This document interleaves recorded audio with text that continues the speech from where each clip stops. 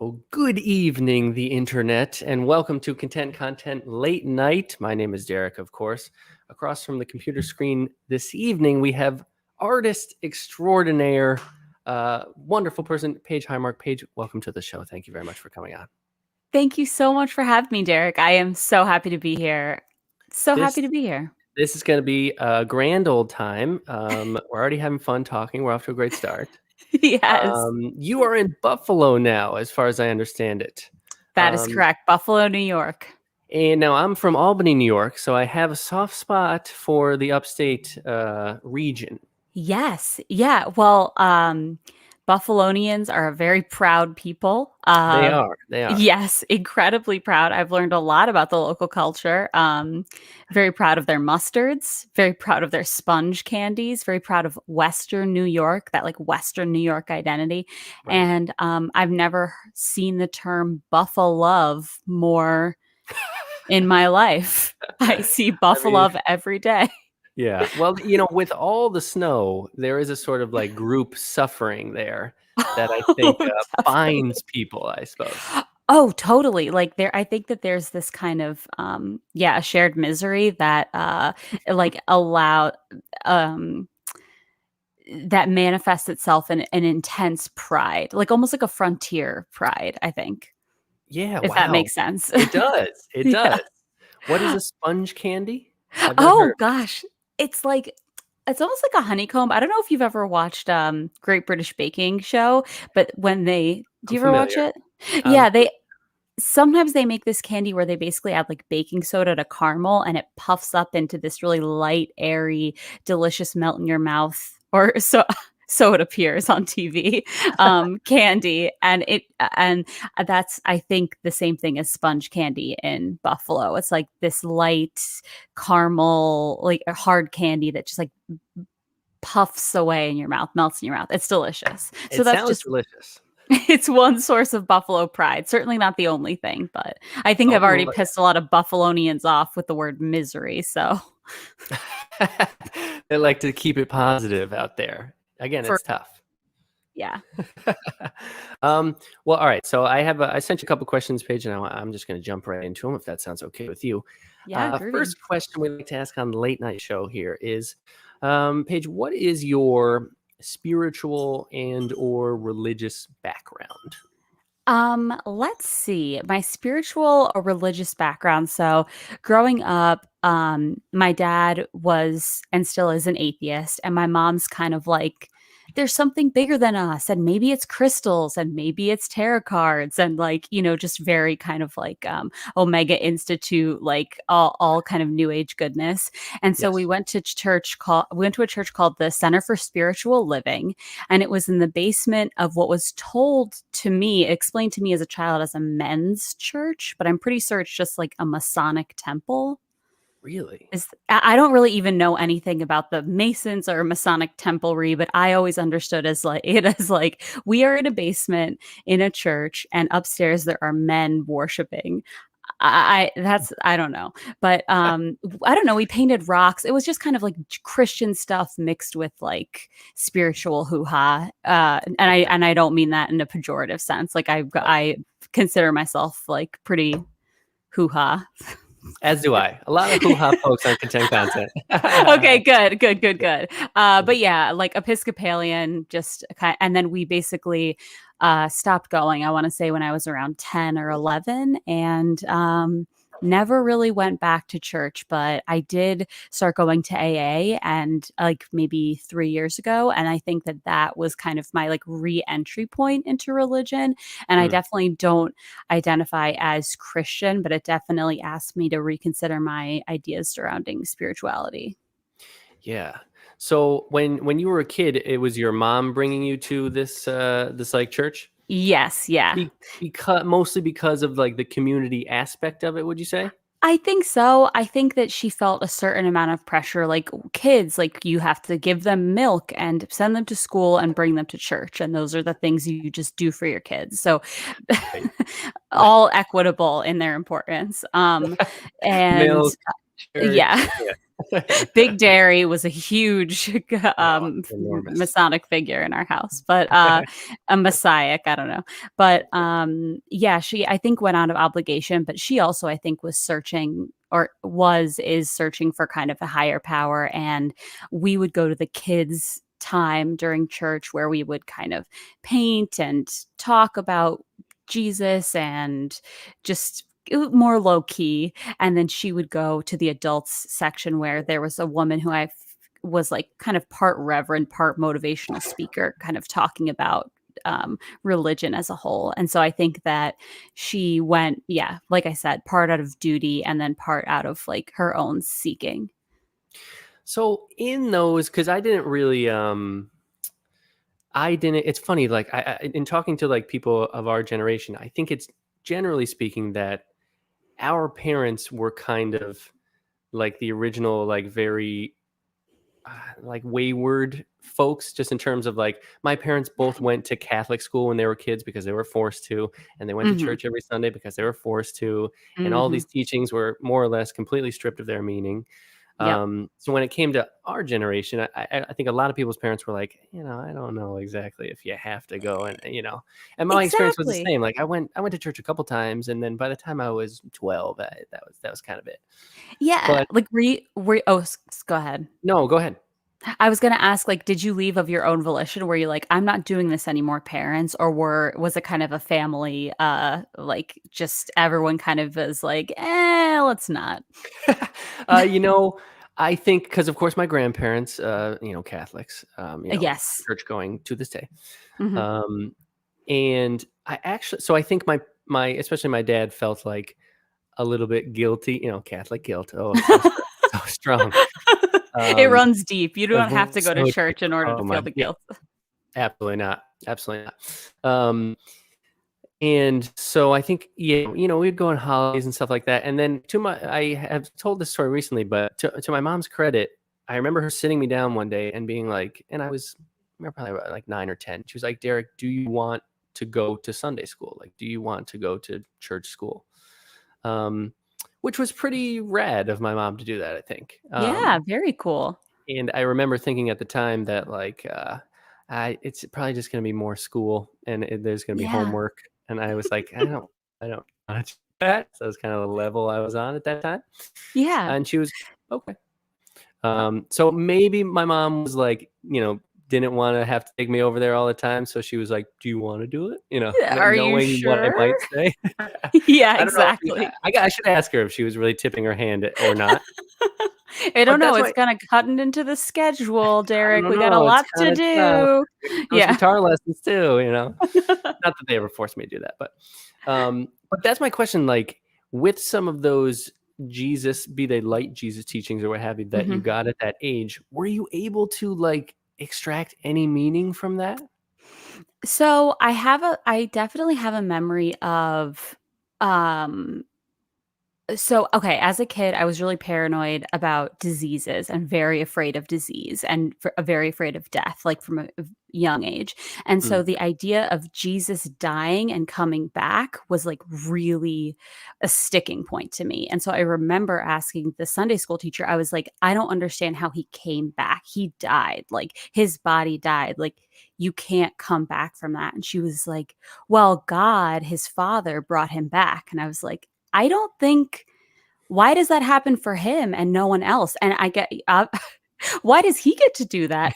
Okay, well, he's God's son. That's why he gets to do it. But I think that there was like that I could never get over that block of just being like, oh, well, he's God's son, therefore he gets to come back from the dead. I was like, nobody gets to come back from the dead. So there has to be like a lie here or something that I'm not understanding. And I think mm. I also had a bit of a kind of like as I got older, a bit of a rebellious streak where I'm like, I don't want to come here, even though it was dope. Like we got to paint rocks and like eat donuts and stuff. Like I don't now I'd be so into it. But I at the was gonna say, time, I would love to do that today. yes, that sounds like an excellent way to spend a Sunday. But at the time I was like, oh, this is like school. We don't get to be with the adults and people are telling lies. And so I think that like the idea of Jesus dying and then being resurrected uh did not resonate with me. And so I kind of quickly was like, I don't know if Christianity is what's up, but I could still kind of get behind the idea of God. So, long story long, it kind of resonated with me, but Yeah. I had a lot of logical problems with it. And then that really quickly shut down any curiosity that I had about a higher power. Yeah, that's something I've talked to Mike about as well. About like, how do you, or is it possible to raise children with a sense of like a spiritual life? Or because I think honestly, that's the quip that or the objection that a lot of adults have as well now too. It's like, well, Jesus wasn't a real guy, like there's Yeah. no proof that happened, and it's like, dude, it's a fable, okay? You're supposed Yes, to glean exactly. something from it, It's an okay? allegory, bro. Come on. Exactly. There's a lot, yeah. But yeah, I just don't know. I don't know how you would do that. I don't know how you would teach a kid to have some kind of. I guess maybe you wouldn't necessarily couch. You don't have to couch it in a religious teaching as much as like just a greater sense of self or something. Yeah, like I think if you I do think that there is something innately human about searching for a meaning to life. Why are we here and what happens after we die? And so I think that children are inevitably going to come to those questions. And I think it's our job as adults to not shut those down or dictate what the answers are to them, but say, like, well, what do you think happens? Like, this is interesting. Like, I'm not so sure about this. And I think that there's something also very reassuring to children that counterintuitively of being like, you know what? I'm not really sure I have a good answer to this, but I kind of think this. I kind of think maybe we reincarnate. I don't know. What do you think? And I think that just encouraging then their natural curiosity, and I do think that human beings are naturally curious about the meaning of life, and that takes us to a place that takes us to spirituality, I think. I don't Uh, know. What do you I think? I would agree with that. I would agree with that because, of course, across all time periods of life, when you are authoritatively told, "Don't ask that. No, this is what it is," Yeah. it immediately makes you be like, "Oh, fuck that," That's bullshit. I'm over it. And Yeah. children are way smart. Children are much smarter than we give them credit for, Oh my and they're god, much yeah. more interesting than we give them credit for. Oh, Now, love kids so much. I was a nanny for years, and I've worked for a bunch of children's organizations, and kids are smart. They're smarter than adults in so many ways, and just the I way know. their brains work are unbelievable. And they ask some really tough questions. And I think that if we let them take the lead, that's probably a better way to go. But I don't believe in an organized religion. So if I did, perhaps, I mean, I'm sure I would have a much different answer if I thought that I wanted my children to understand, for example, the teachings of the Catholic Church. Yeah. Well, I believe it was Christ who said we should be like children. We should be Oh, childlike in our sense of wonder throughout the world. Which nice of job, course, Christ. Points for Christ on that. 2 points for Jesus. Two- Okay.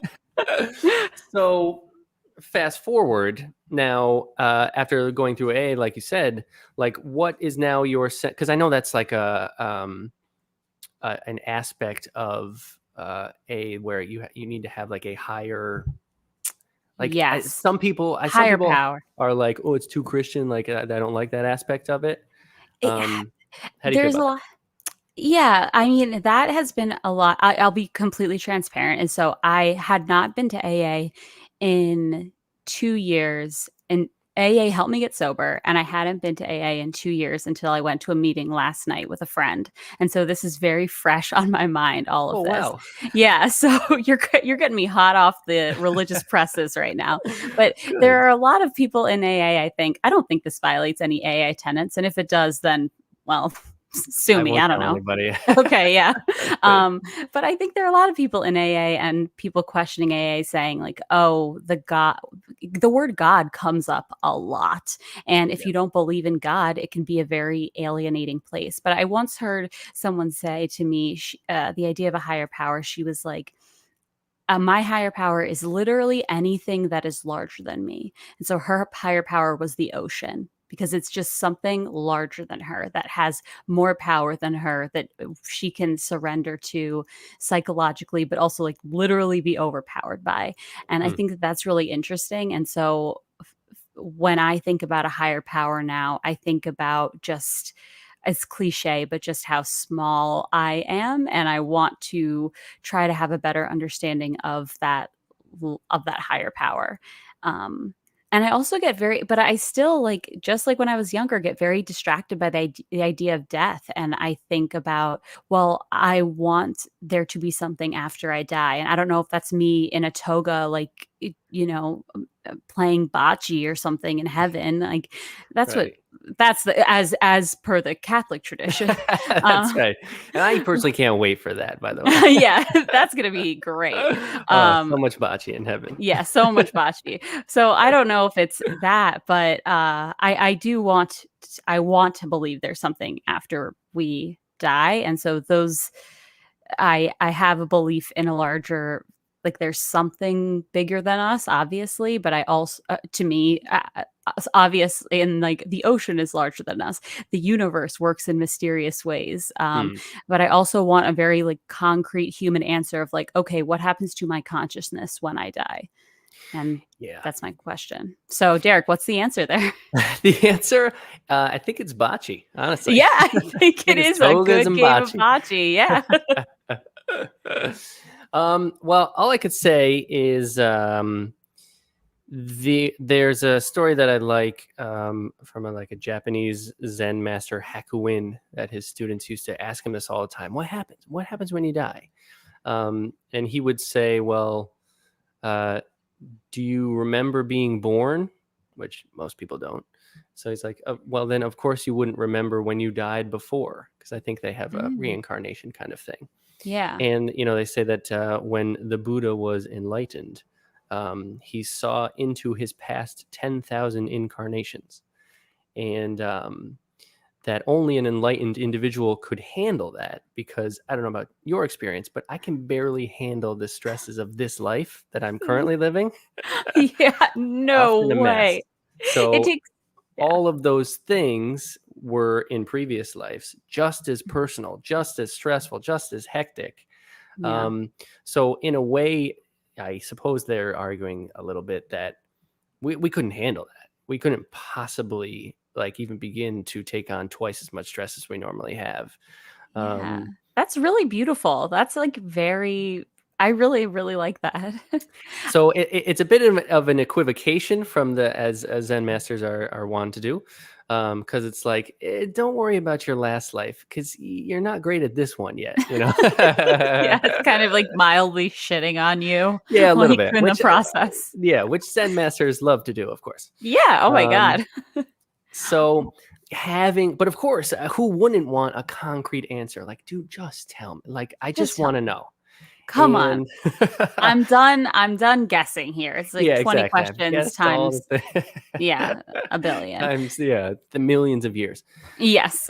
But I suppose that's one of those things where, like, you can't define a word using the word in it.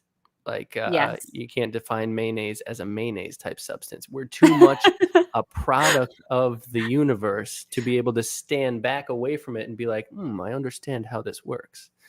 Yes. Um, Well, you are not Ina Garten. You are not the Barefoot Contessa who frequently uses mayonnaise to describe other mayonnaises. So I think that she might have cracked the code there in terms Now, of Zen masters. I was hoping we'd get into this because, yeah, speaking of Zen masters, I believe we have had a handful of conversations about Ina Garten.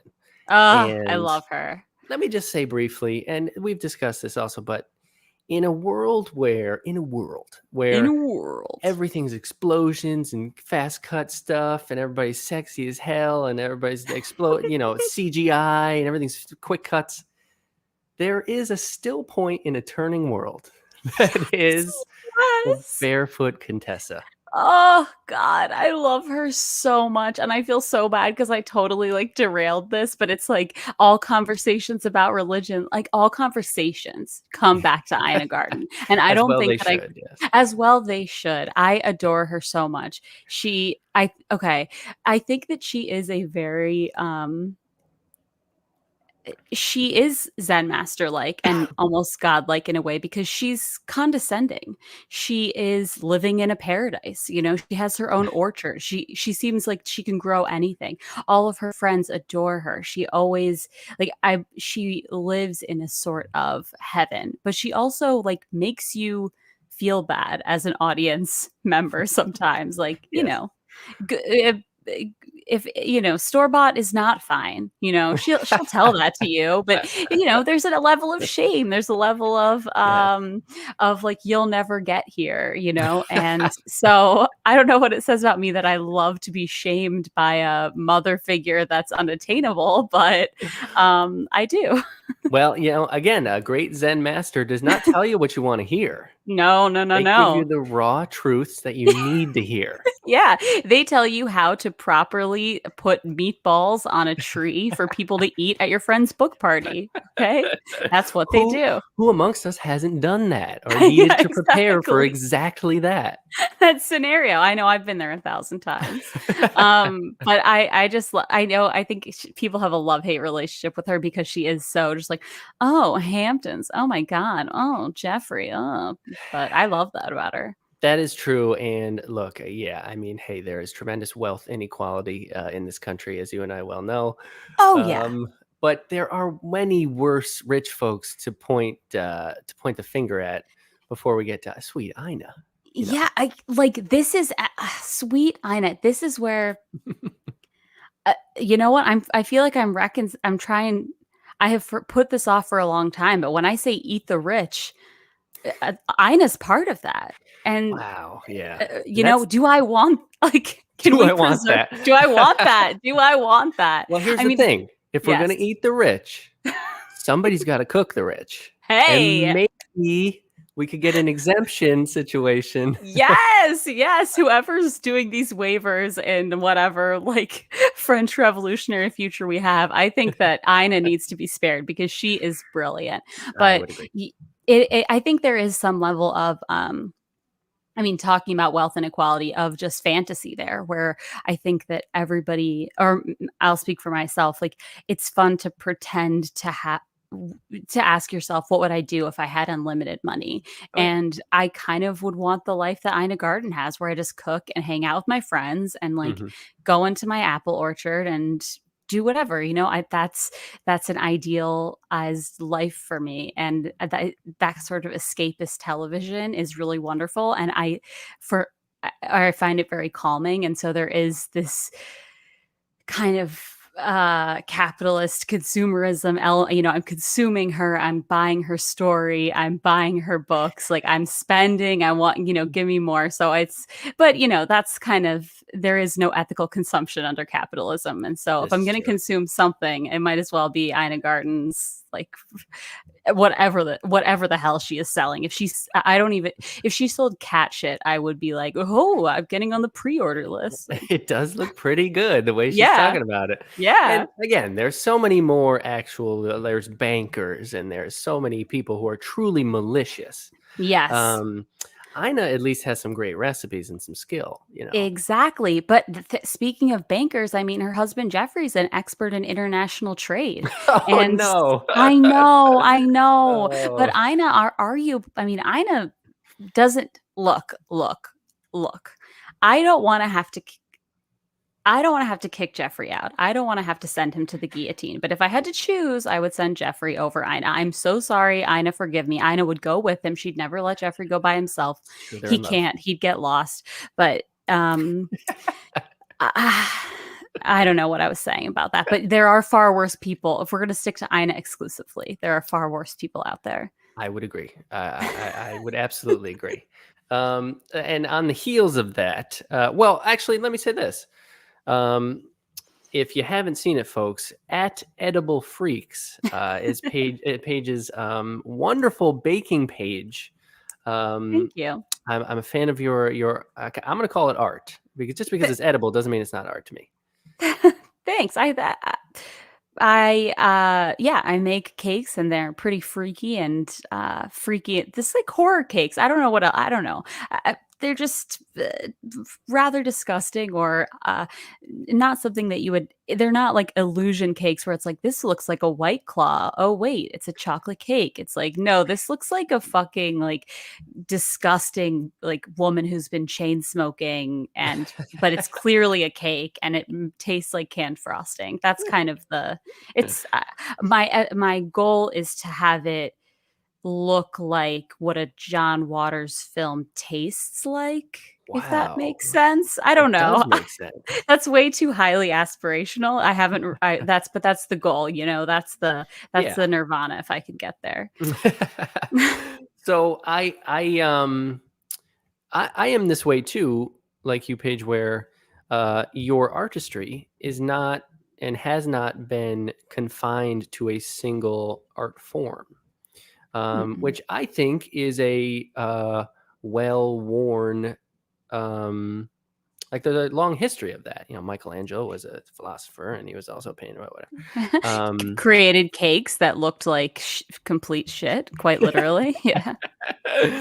And so, like, what was it, or when was it that you felt compelled to do art of any form? Or when did you feel like, because there are plenty of people who work jobs, they come home, they hang out, have a beer, Hmm. go to bed, and I, of course, would not like knock anybody, but I have throughout my life felt like compelled to do these things. Um, Totally. what has that been like for you? Yeah, so I definitely I think it's a double-edged sword when you make a lot of different stuff. I think I've tried to reconcile, well, let me back up. So I feel like I've always made art in some form.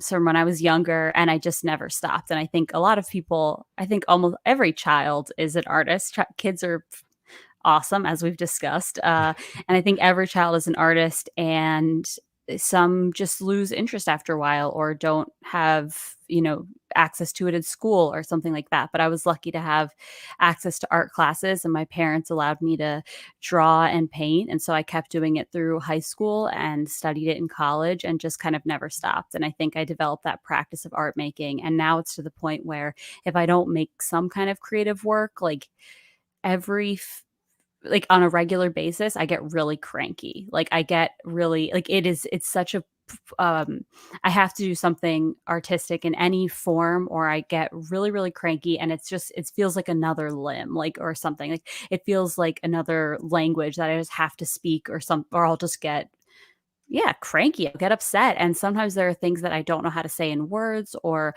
I'm feeling and I just want to express in some way. And maybe I want to draw them, or maybe I want to say them in a cake, or maybe I want to do them on a podcast. And I think that I've seen other artists who are so incredibly talented and channel their talents into one venue and are excellent at that. And I feel like shit because I feel like I'm a jack of all trades and master of none, you know? Me too. Yes.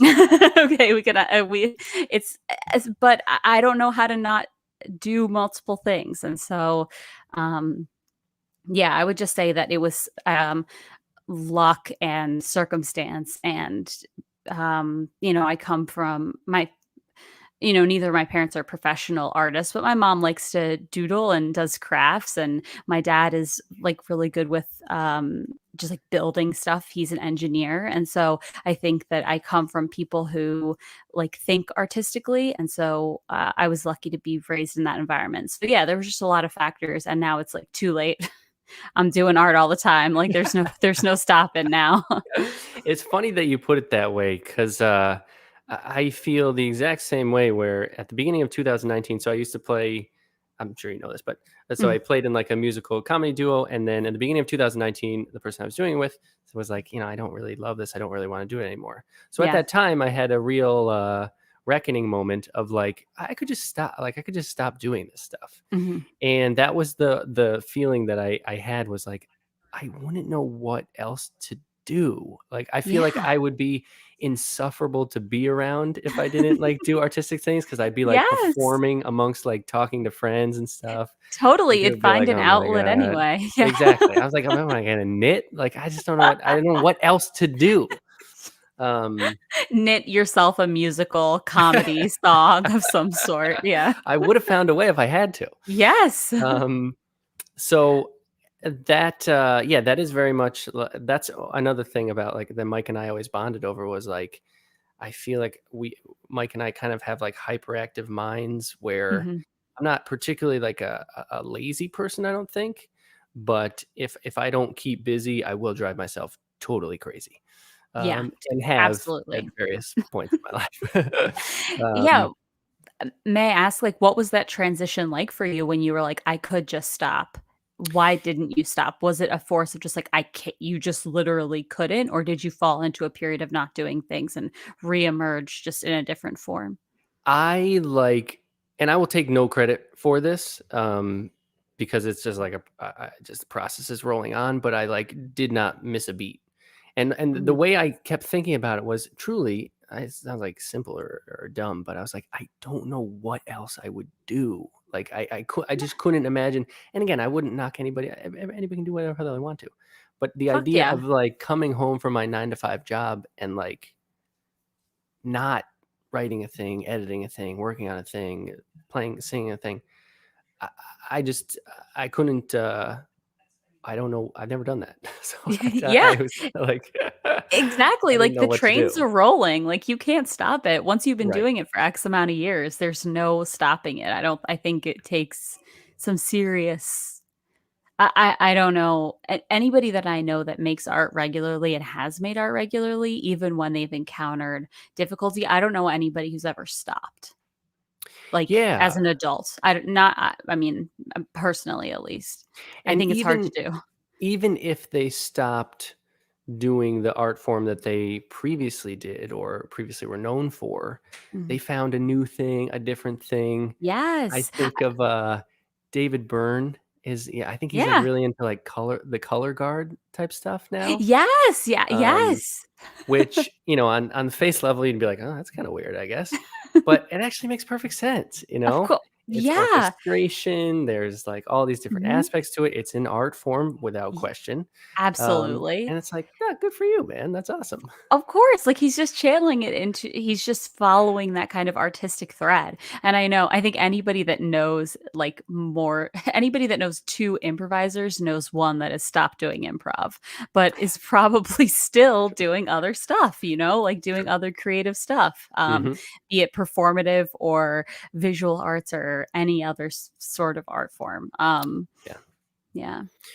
What this is a very vague question, but like, what do you think art is for, or what do you think this like the Hmm. throughout millennia? What do you think is the artistic impulse? Where does that come from? Hmm. That's a great question, and I don't know. So I think of, like, Lascaux, I think, or Las is that how you pronounce it? Like, the caves in France, like, that are 100,000 years old that have the cave paintings and stuff. Um, Sounds right to me. great. All the art history people are, like, gouging their eyes out or Right. something. You have That's their 100 art. I get it. I think that art that is art to me, and I think to everyone. It's cave paintings, and I think we can ask, like, does that serve a functional purpose? Were they trying to communicate something to future generations, or were they trying to communicate something amongst themselves, or did it come from this impulse to just cr- to create something outside of themselves? And I also think of, like, the Venus of Willendorf. If you've ever seen her, like, that, it's just a little sculpture, but they think it's one of these kind of early instances of a self portrait, and this idea of creating a version of yourself. And uh, I I I don't know, to come back to the beginning, it seems like there's something spiritual about it, where I don't know if it's trying to connect to something higher or to say, "I was here," or "I am here." I think maybe that's closer to it. It's just saying, "I am here, and I am doing something, and this is an extension of me." And so I don't think art necessarily, serves any function other than to just be an extension of the artist, and people, and now my brain's going a billion different places where it's like, oh, well, art serves no function and craft is something that serves a purpose. Craft is like a blanket, and art just serves no function whatsoever. But I think also when we think of art, like capital A art now, we think of art in the gallery system. And I think that that's just so so like far divorced from the original creation and that original like human impulse to just create. Yes. Yeah. I mean, yeah, I talk about things that capitalism has ruined. Like Yeah. all that Oh, matters, yeah. all that matters about a painting now is like, well, how much is it worth? You know? Oh, yeah, and it's completely arbitrary too. Like Yeah, the true, right. it's just the inner work. My partner works in the art world, and like amongst the very rich in Manhattan and or the New York area, and it's just disgusting. Like the whole way it works, Yeah. it's just, I don't know. It's very far from the Venus of Willendorf or from those initial creations of art that serve no other purpose than to just be. Right. Something that Mike and I talk about all the time, and this is in line with being a kind of jack of all trades because I very much feel that way too. I'm like, oh, I'm not great at anything. Like I should just pick one, I guess. Yeah, But same. Just Mike and I have a concept on the show about like basically it's just paint, meaning that say the example we always use is like say you're a 50-year-old dad and you're like, I would really like to get into painting. mhm, And so you buy some stuff and you're out in the garage or whatever, painting.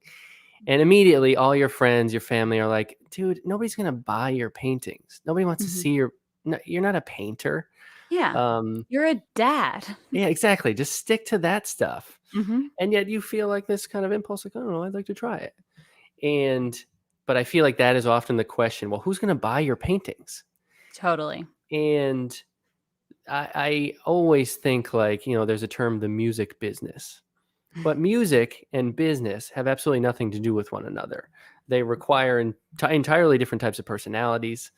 Um, and so there's a quote from a guy called Thomas Merton, who was basically like a Christian monk. And he says, it's kind of long. I'll butcher it a little bit, but um, do not depend on the hope of results. You have to come to terms with the fact that your work will achieve no result at all, or even sometimes the opposite effect. But as you get used to this notion, you focus not on the results, but on the truth, the value, and the rightness of the work itself. Mm. And, I could force myself to just play banjo. I'm just the banjo guy now. Mhm. But why would I be doing that? Why have I not done that yet? And it's because I haven't particularly felt compelled to do that. I felt compelled to do all of the various things that I have done to this point. And so it's such a capitalistic notion, modern American value system, Western world Mhm. bullshit, that it's only worth doing something if you can make a living off of it. And Oh, you yes. can get sell some money and start sell Mhm. some ad space and you start to if you get that mansion you've always wanted. Mhm. And what a shame that is, because like you said, children almost let's say, yeah, like you said, all kids are kind of artists. And Yeah. then so you could make your argument, well, all right, well, all people are artists. And then Mhm. it's probably just like taught out of you. And that stuff's not important. You got to get you got to get a real job. You got to go to college and what a shame that is, An because absolute shame. I and I'm sure you would agree, like I have had some of the greatest joys of my life have been doing artistic things, meeting other people who are artistic, creating things, performing. And to think that people deny themselves of that ancient form of human expression Mhm. because what? Because nobody's going to buy your paintings. Who gives a fuck, man? Who cares? Yes.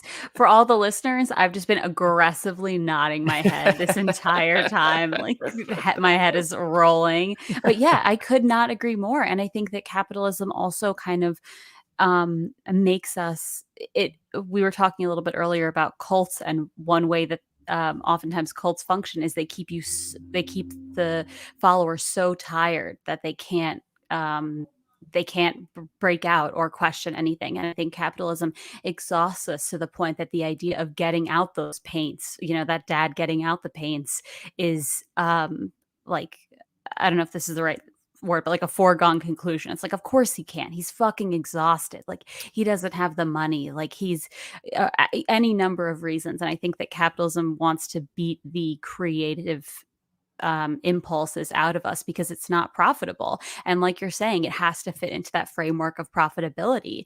And I know, as an artist who is also on social media and doesn't do well on social media, I'd be lying if I say I wasn't thinking about it when I create art of like, is this going to be liked? Even if that's not a direct monetization, it's a side, it's a step towards monetization. And so that has just so permeated our thinking when it comes to art making, and it's just really, really, really, really sad. And I don't know. It is. It is. And I want to figure out a way to just like bleach my brain and like get any thought of monetization out of it when I create art. But then I have the other issue of like, I don't particularly love my job. And so it would be great to do a job where I could be creative and actually enjoy doing that. Like, I want a job that I actually like. And I think that job would involve some form of artistic creation. And so it's, I think, natural to, if for other people like myself who are thinking about that, it's natural to think, okay, how can I monetize this? How can I monetize this? Because I'm so desperate to get out of the job that I hate or Yes. dislike. Yeah. My boss, I pray, isn't listening. If she is, I love my job. This was all a That's farce. fantastic. I, for the record, have always loved my job. It's always been incredible and amazing. No. But yeah, no, capitalism kills joy. So I think Yeah. it's the And again, underlying. for the listener, this was my turn to aggressively nod. A lot of aggressive nodding on my behalf there. And so that actually transitioned nicely into my next question, Paige, which is like two-part question. The first is just generally, how has COVID and all of this stuff and quarantining and whatnot affected you mentally, if you don't mind my asking? Because it is a strange and bizarre time. Yes, it's okay. Oh, brother. Well, it hasn't affected me positively. I'll say that much. Yeah, it's difficult to hang on to the positives, I gotta Yeah, say. so Yeah. but basically, like, I was laid off in December of 2019, for shit talking my boss on a podcast. Just Are you kidding. serious? Oh. No, no. A shock of fear went through me, Paige. I was Oh like, my gosh. "Oh, no." But I was laid off in December, and then basically everything shut down in New York City in like mid-March. And the week before that happened, I actually went to the hospital because I was having like a mental health crisis because I had a psychiatrist tell me to quit a medicine cold turkey. Like, that Ooh. was his official advice. And Oh my we goodness. could go into a whole tangent about how, I was on Medicare, and I was seeing someone who was very inexpensive, but also totally overloaded with cases. And that led Right. to some severe case mismanagement. And so I had basically a total fucking breakdown. Enter COVID. And I think that I I don't like this notion that you have to be miserable to create stuff, but I also was miserable and was creating stuff. And I think it was a way for me to process my anxiety, and just drawings like with no kind of purpose, but just something to do. And I think that also, like, there was a certain level of boredom coupled with anxiety, coupled with no job, gave me like the privilege of time to just do nothing but kind of draw and hang out. So I would say that it I wouldn't say it like advanced me artistically, but it definitely like gave me I think art gave me a sort of bridge to survive until things got a little bit better. And then there was a personal tragedy that led me to come to Buffalo with my partner, and that fucking sucked. And then another tragedy happened like a month ago that was just violent and awful. And I just think 2020 was like a shit year for everyone, and it was a shit year for me included. But I think that COVID and just everything that 2020 brought, it encouraged me to create, but I'm not like making a like quote unquote like body of work. It was just something that I felt like I had to do, like we're talking about earlier, where it's just like I have to express myself in some way. So frankly, I have no idea if any of the sketchbooks that I made in like April are full of shit or not. I don't know. And maybe having an absolute mental breakdown is a great way to bleach your brain out of thinking whether something is monetizable, because I definitely wasn't thinking about monetizing it. I was thinking about like my own mental safety.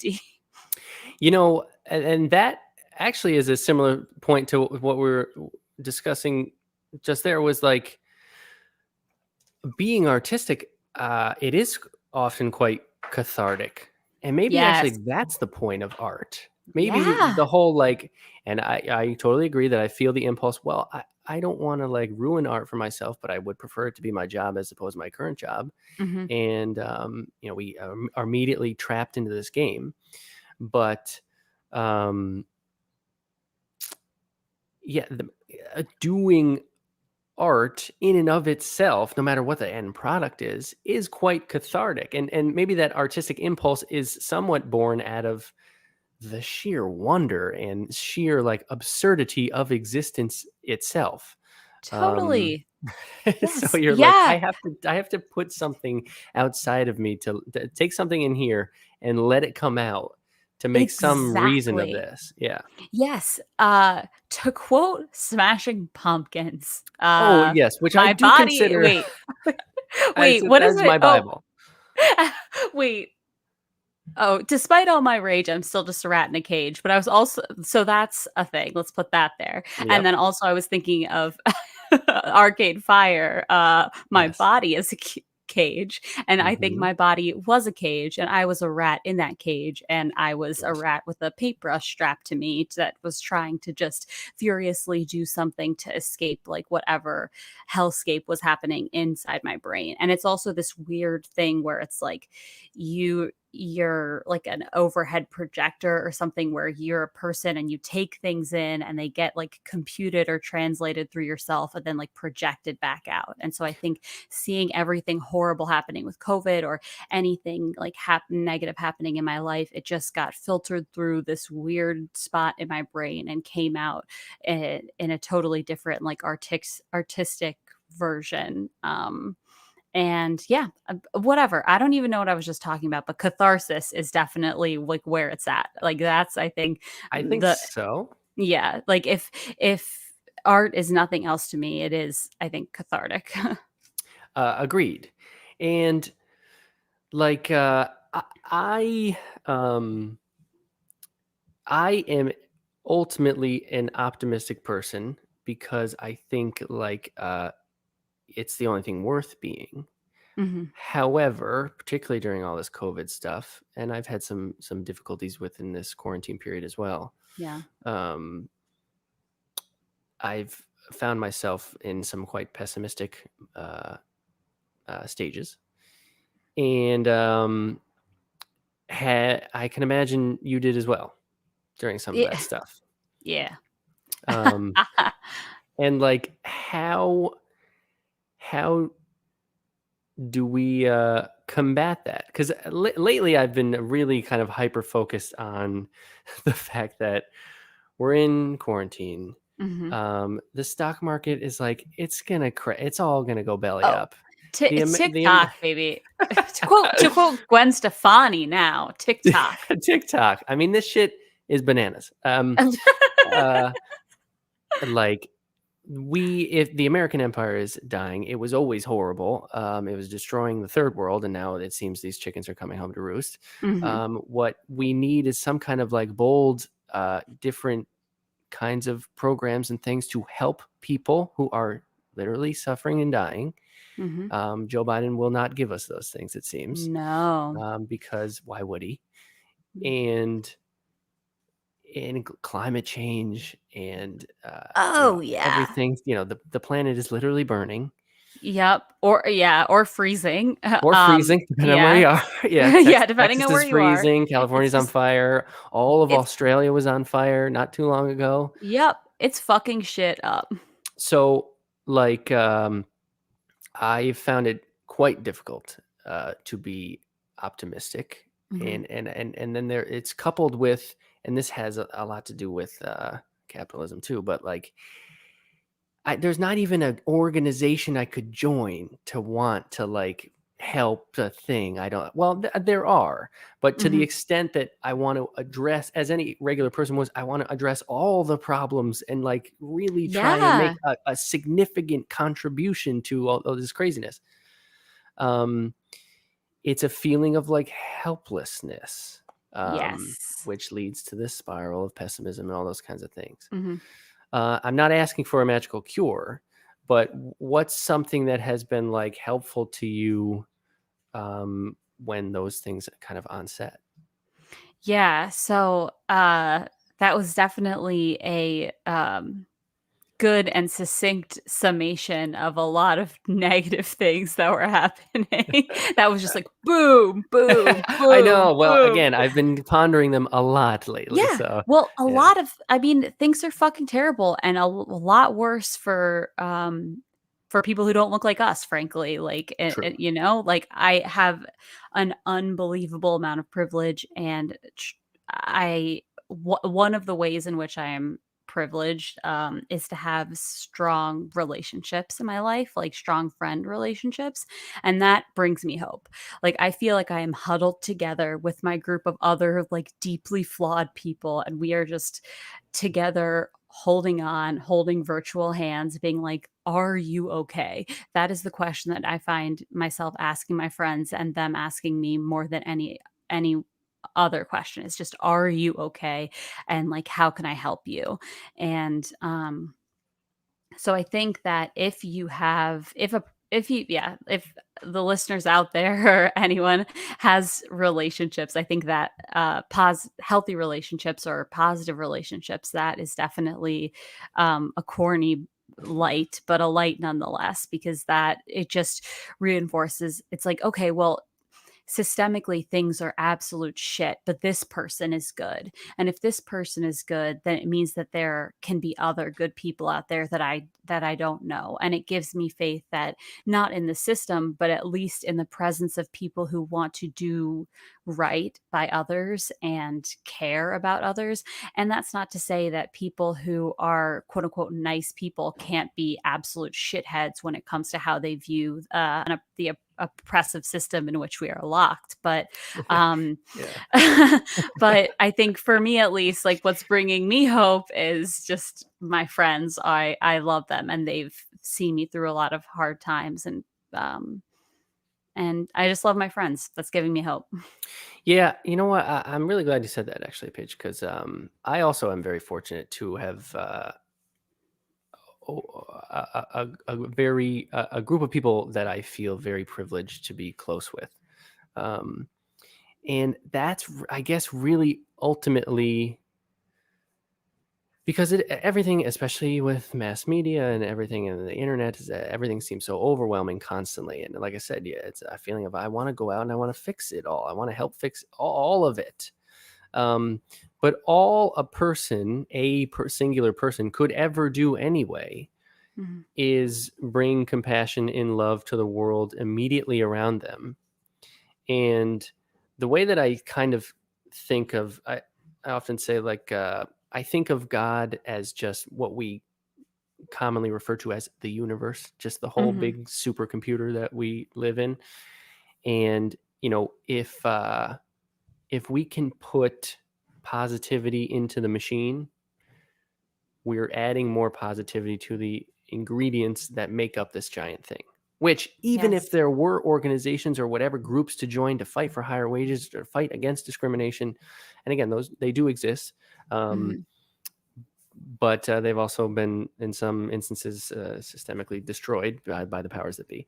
Yes. Um, Even if there was a group you could join, you could only do today what you could possibly do around you immediately Mhm. to affect some small amount of 1% of change to help contribute to a better world. And it's difficult to grapple with, like, there's only so much you can do, I guess. Yeah. um Eh, yeah. yeah, I know, absolutely. Like I I think that's a really great point. Is like, yeah, like you could only do one thing at a time. And so well, maybe if you're ambidextrous, you can do multiple things, but you can really only do like drawing a portrait. I don't know. But cooking and writing, who knows? But I'm not. So I can only do one thing at a time. And what I can do right now is like connect with you, Derek. And what I could do later is make phone calls and connect with individual people. And yes, there are organizations that can help amplify your voice and amplify that positivity or positive change, rather. But that amplification only happens through one-on-one connections and individual connections. And so I agree. I like that idea of also agree that kind of God is just the universe, just this big, big thing out there. And so the more positive good we put in, the more good that comes out. I think that it, I think we have the capability to act as kind of a filter for negativity, or we can take negativity and like turn out positivity, and that's what I want to try and do. And again, we started very woo woo and it's coming back to that. But I think that we do have individually the capacity to create really immense positive change. But it can only happen like one person and one relationship and one connection and action at a time. I think you're exactly right about that. Joe agrees. If you're in a bad spot emotionally and struggling, try helping someone else. It's crazy how much it will help your soul and mental well-being. I think that's what we're saying So, here. I so true. just finished reading A Return to Love by Marianne Williamson, who I adore, of course. And yeah, so that's a book about A Course on Miracles, which was a book from the 70s. And what Marianne Williamson describes a miracle as is just seeing something in a different way. And she says, like, our miracle power basically is like forgiveness or seeing something in a different way, that we can take, like you said, that negativity and be the vector through which, like, that line of negativity kind of stops here, and we transmute it and just see it in a different way. It doesn't even have to be like we're fixing a thing or whatever. It's like pull back or zoom in, however you need to. She uses like a Christian kind of language, the Holy Ghost of being able to, again, like transmute that kind of energy, which I think is a helpful way to look at it in some instances. I agree. Yeah, I think in a lot of instances, that's a really helpful way to look at it. And I think there's a cynical part of me that, I have family members that are very conservative and just bad. I don't know.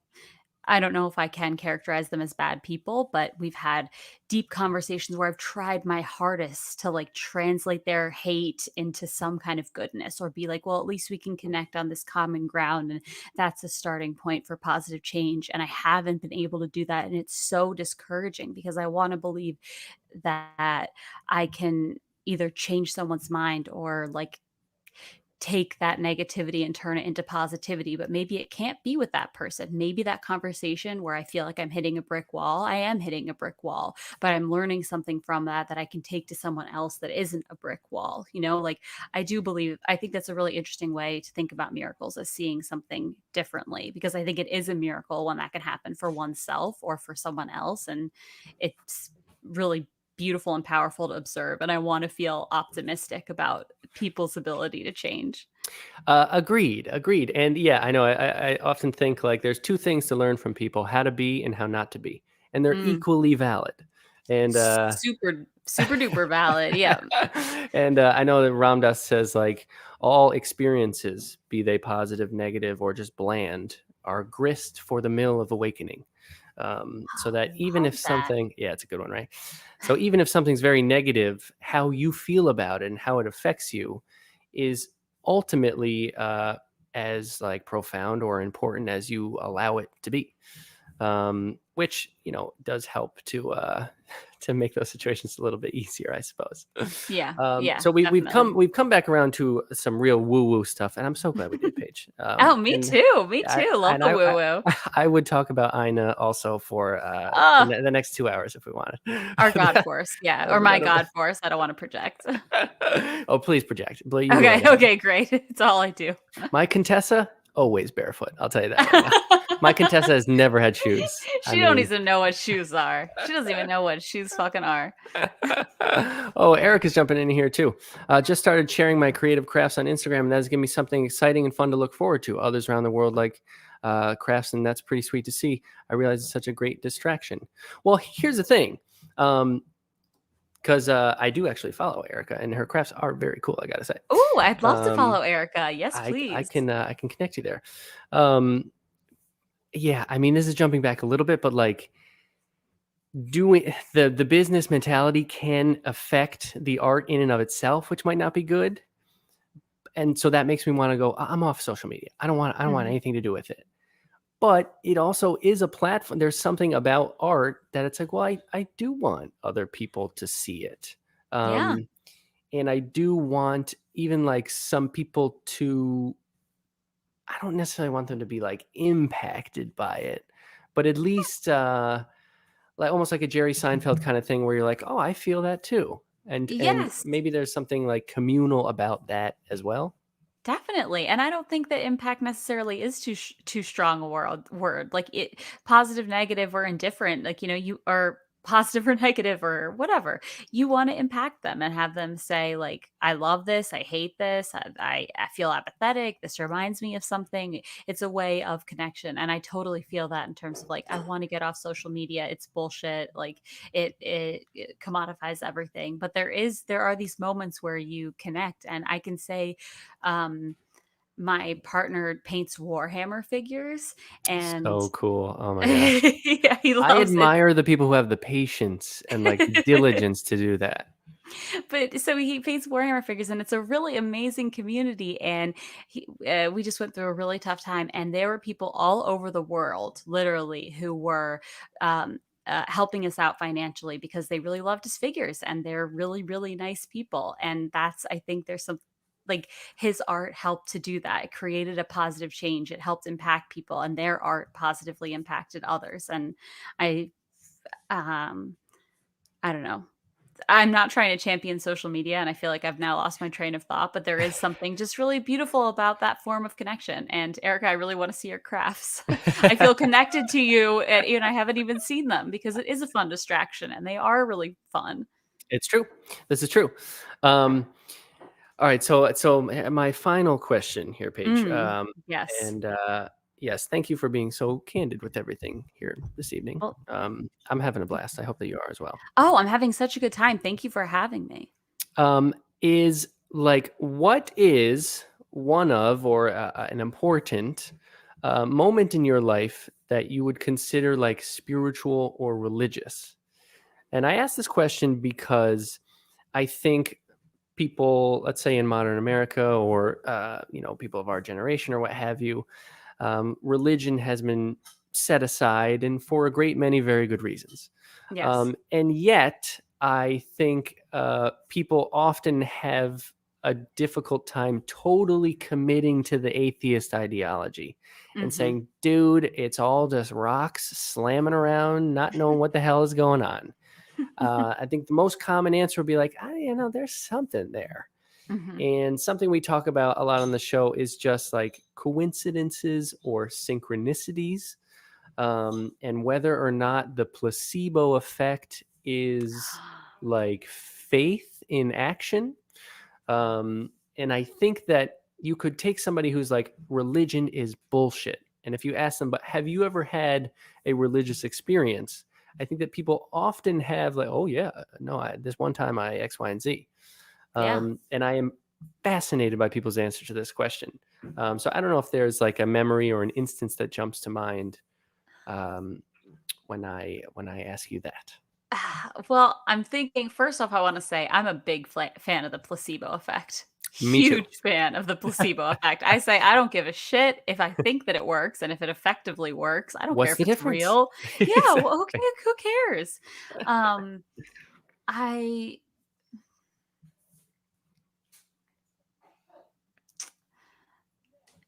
It's okay. I feel like this is I don't know if this is a good answer, but I think that when I fell in love for the first time, that was a spiritual experience.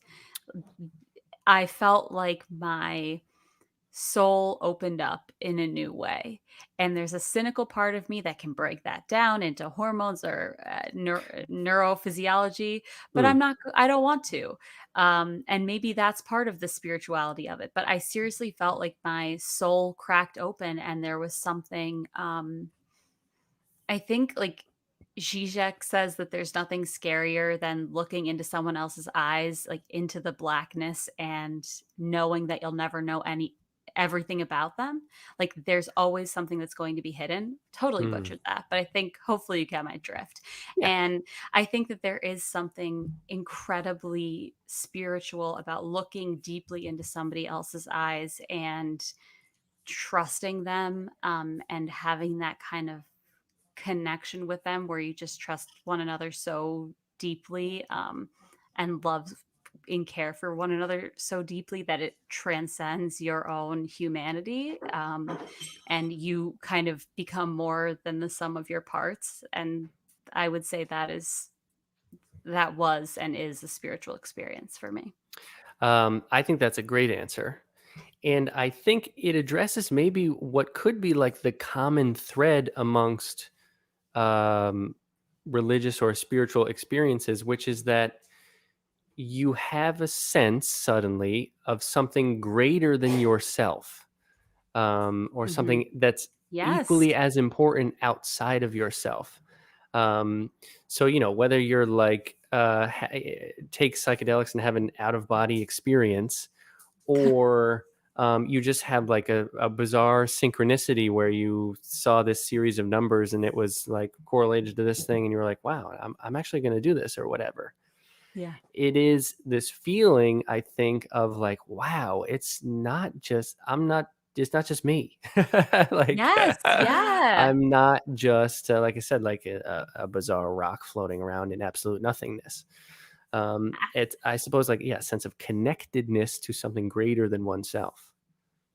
Absolutely. Like I agree. I think that is kind of the commonality. Like there is something larger. There's a higher power. There's a connection of some sort that, um and I think that's oftentimes why so many of us are at odds with organized religion, is because it doesn't feel in line with that experience of spiritual connection. Like that is so, at least in my experience, it's so like fluid and variable and like messy and mucky and just intense and personal, that this idea that there is a structure that can understand that or teach that is incongruous with the experience. And yeah, it's really interesting to think about the fact that in a lot of Western societies, people feel very divorced from spirituality, but like you said, would describe a spiritual experience that they have. Right. And yeah, I am. I think that was a great answer, by the way. Um, I'm glad. I could have talked about doing mushrooms for the first time and seeing my dog hands, but I chose not to. So I think I we chose all right. have those stories. Oh yeah. Oh yeah. um, all right. Well, I say let's leave it there. Paige, thank you so much for coming on the show. Now, are you doing? Now, this was a couple of years ago now, but I was very fortunate enough, and you were kind enough to have me on Page by Page, which was Yes. your podcast radio show on Capus. Yes. So, are you rebooting this on Let's Hear It Now or Let's Hear It Yes. Network? Yes. Yeah, I am indeed rebooting it on Let's Okay. Hear It Network. So Let's Hear It Network is this great new podcast network formed by Richard Christoforsky and Christopher DeLuca. And it is a great network. And I'm rebooting Page by Page, which is an interview show where I have intimate conversations with everyone. And so it I'm like still building out the library right now, but it should launch in the next month. And if you go to letshearit.network, that you can find there all of their podcasts, which are fabulous.